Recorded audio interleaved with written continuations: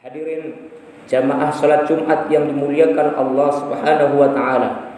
Sungguh merupakan sebuah karunia yang sangat besar apabila hingga saat ini kita masih diberi kesempatan hidup oleh Allahu Rabbul Alamin, Tuhan semesta alam. Dengan demikian, maka sudah sepatutnya bagi kita untuk senantiasa meningkatkan iman dan Islam kita, untuk senantiasa meningkatkan kualitas takwa kita kepada Allah Subhanahu wa taala dengan melakukan segala apa yang sudah diperintahkan oleh Allah dan menjauhi segala sesuatu yang sudah dilarang olehnya. Allah mengingatkan kepada orang-orang yang beriman, wahai orang-orang yang beriman, ittaqullaha haqqa tuqatih. Bertakwalah kalian kepada Allah dengan sebenar-benarnya takwa, yang takwa itu bukan hanya sekedar di lisan maupun tulisan, akan tetapi benar-benar terwujud dalam aktivitas kehidupan. Wala tamutunna illa wa antum muslimun. Dan janganlah kalian mati wahai orang-orang yang beriman kecuali kalian dalam keadaan menjadi seorang muslim. Karena ketika manusia meninggalkan dunia, maka hanya ada dua jalan. Ketika seseorang tidak dalam keadaan mati dalam keadaan muslim, maka sudah dipastikan dia mati dalam keadaan kafir. Ashabul yamin atau ashabus shimal, apakah dia akan menjadi kelompok kanan ataukah kelompok kiri? Orang-orang yang akan dimasukkan sebagai ashabul yamin, golongan kanan, adalah mereka min ahlil jannah, orang-orang yang ahli surga, orang-orang yang ahlu syafa'ah, orang-orang yang ahlur rahmah, orang-orang yang layak untuk mendapat kenikmatan abadan abada di dalamnya. Sementara ashabus shimal, orang-orang dari golongan kiri, adalah mereka adalah ahlun niran, orang-orang yang tidak layak dimasukkan ke dalam surganya Allah Subhanahu wa taala. Mereka hanya layak untuk dilemparkan ke dalam neraka.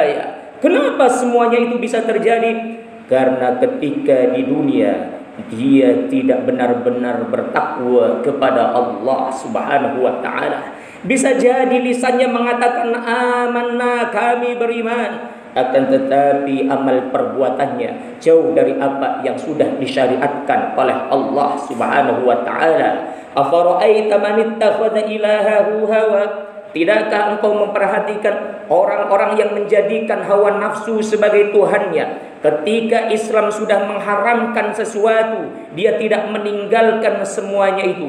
Ketika Allah sudah mewajibkan sesuatu, dia tidak melakukan semuanya itu. Kenapa? Karena yang ada pada dirinya adalah hawa nafsu yang harus diutamakan. Sementara kitab Allahi wara'a dhuhurihim ka'annahum la ya'lamun. Al-Quranul Karim, sunnah Nabiullah Muhammad dan syariat Allah Subhanahu wa taala dilemparkan ke belakang karena dianggap tidak sesuai dengan apa yang sudah diinginkan. Inilah manusia-manusia yang menjadikan hawa nafsu sebagai tuhannya, sehingga setan telah memperdayainya. Apa yang dilakukannya padahal itu merupakan sesuatu yang buruk, dipandangnya sebagai sesuatu yang baik.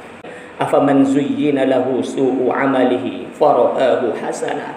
Setan telah memperdayainya sehingga kemudian amal perbuatan buruknya dianggap sebagai amal yang baik, sehingga dia tidak sadar bahwa apa yang dilakukannya itu merupakan sesuatu yang mengundang murka Allah Subhanahu wa taala. Bukan hanya di yaumil akhir, di dunia pun dia sudah mengundang murka Allah, sehingga banyak makhluk-makhluk Allah yang kemudian marah. Laut, gunung, matahari, bumi, dan semua yang ada di alam raya ini muak melihat tingkah pola manusia yang berhari-hari mereka manfaatkan, mereka eksploitasi. Akan tetapi manusia tidak pandai bersyukur kepada Allah, tidak pandai berterima kasih kepadanya.